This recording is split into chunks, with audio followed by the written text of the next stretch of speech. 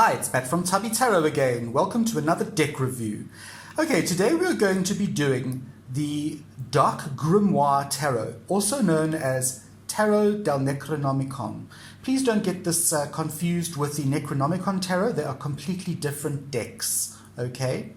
Alright, as you can see, I no longer have the tuck box for this tarot deck. It comes in a tuck box. It's printed by Le Scarabeo.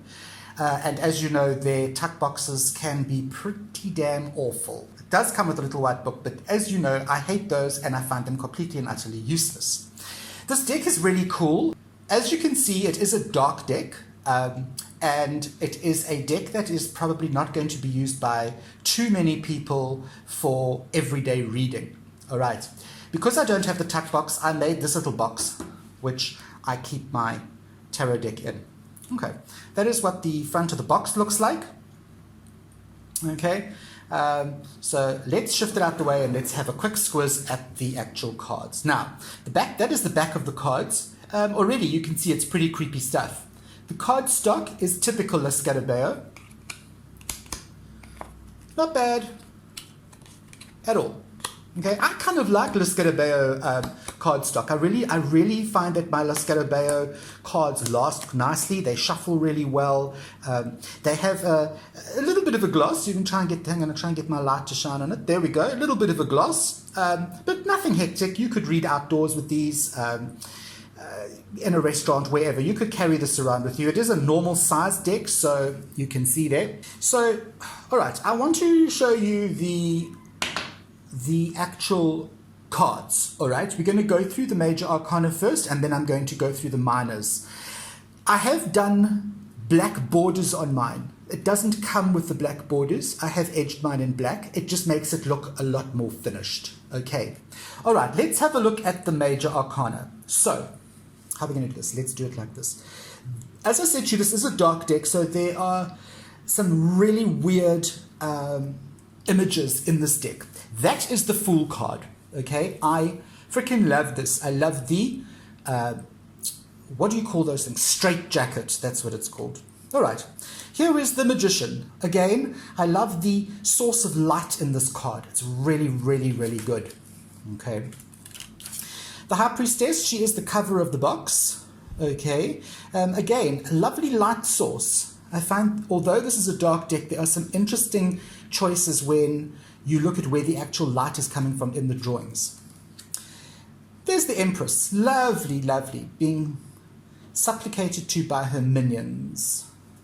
The Emperor, look at those two gargoyle figures, ghostly gargoyle figures in the background, and I absolutely love the saggy tits on the one. That is like my favorite.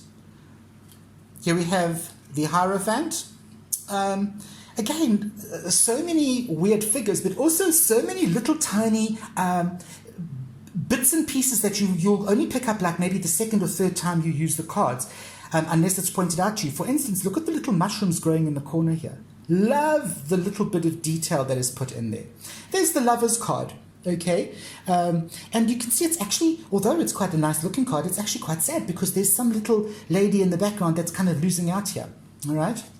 Here we have the Chariot, amazing, amazing. Look at the eyes of the horses. Love that card.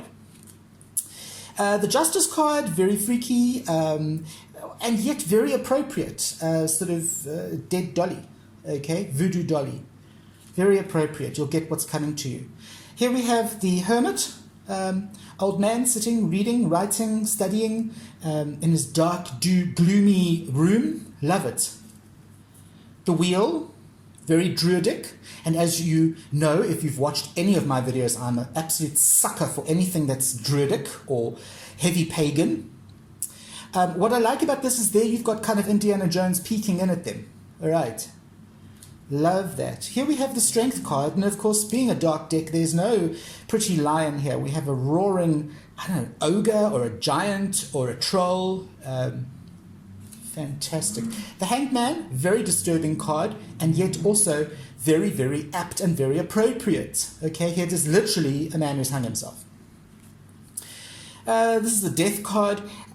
A very interesting card because generally Death has got that dude on the horse with the scythe and the blah, blah, blah. And here we have these huge doors. And if you look carefully, you've got a whole row of people going through the doors. And I'm assuming those are the gates of hell. Okay, if you look again very carefully, you'll see the little faces carved out of the stone. Okay, here we have Temperance. Again, very interesting card. Look at the faces of these characters in these cards. They're really disturbing. Here we have the Devil, and the Devil kind of looks like two things. He could either be a kind of monstrous Cthulhu type character because they think, or he looks like that guy from Pirates of the Caribbean with all these snarly things going on over here. Okay, really cool Devil card. The Tower card is ultra creepy. And if you just want to look at all these creatures, you've got to just get in there and stare at these characters because they are seriously awesome. The Star, beautiful the way they've actually got the star in her hand mirroring the star in the sky. Now, interestingly enough, the Star, very few decks have the Star lady clad. Normally she's sky clad or naked in most of these cards, but here we have her with her bits and pieces all covered up. Okay, the Moon card, sure, what can I say about this card? It's kind of got everything in it that you would associate with the Rider-Waite and yet more. So again, it's a card that is, it really does need you to focus. Here, look at the Sun card. Coming out of this gloomy cave, these troglodyte type people going out and almost paganistically revering the sun as it comes up over the mountains. Here we have Judgment. God, I hate that rainbow. Okay, so there we go. That's the Judgment card, and here we have the World card. Again, very strange.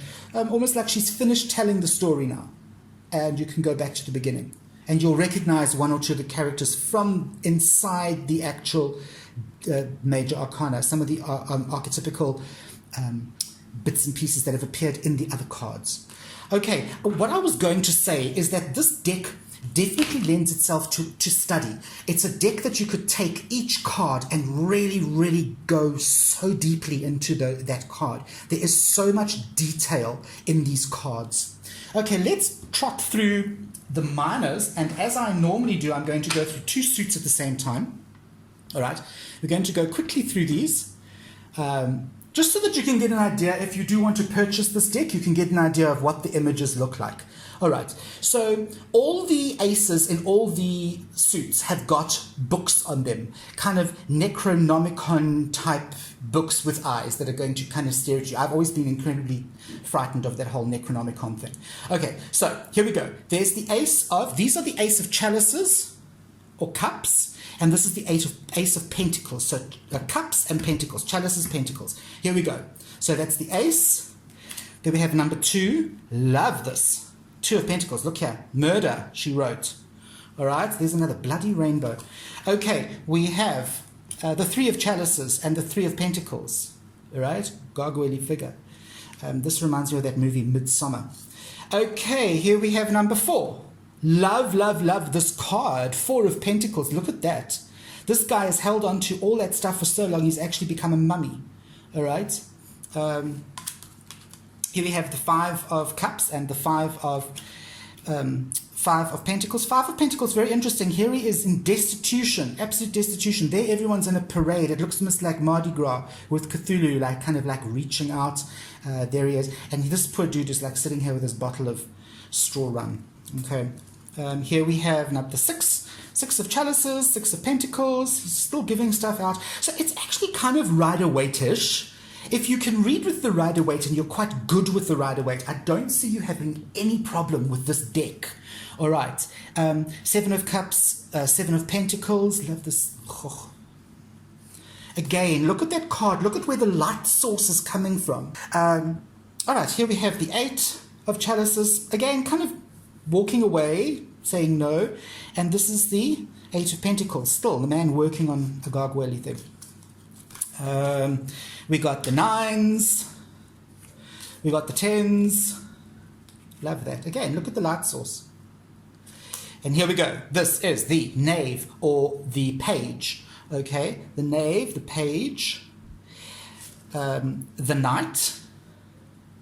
Wonderful. He's riding a really scary unicorn. What's this? This is the queen. Okay. It's a very 1920s voodoo baby. Okay. And here we have the king, the kings. All right. Very different, all very different. They're not similar.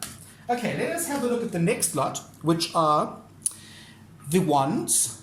Okay. And here we have the swords. All right. So wands on this side, swords on this side. And again, the ace, you can see there's the book. Ace of wands, ace of swords. 2, 3. Again, peeping in on a ceremony. A lot of skullduggery going on here, no pun intended. 4. Okay. But there.